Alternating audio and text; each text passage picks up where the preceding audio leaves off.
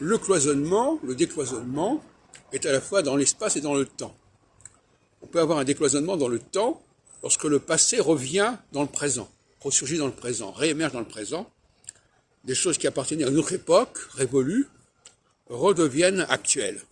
Et inversement, également, parallèlement, des choses qui sont dans un espace distant peuvent revenir dans notre présent ici et maintenant, parce qu'avec l'équinoxialité, les distances dans le temps et dans l'espace s'estompent.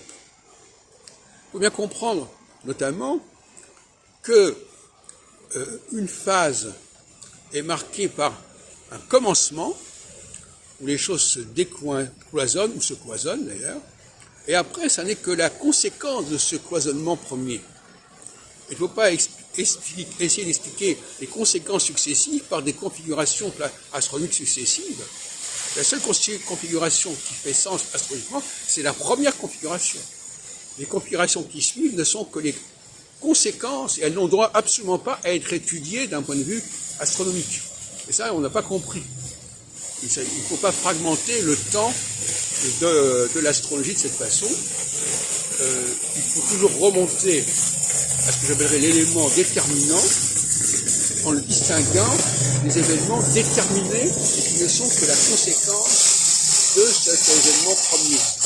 Et donc l'astrologue doit faire une recherche absolue de ce côté-là. Il faut qu'il revienne à la source d'un processus, et c'est là qu'il faut étudier la configuration astronomique. Et s'il s'intéresse simplement à des effets mineurs, secondaires et tardifs, là il fait fausse route.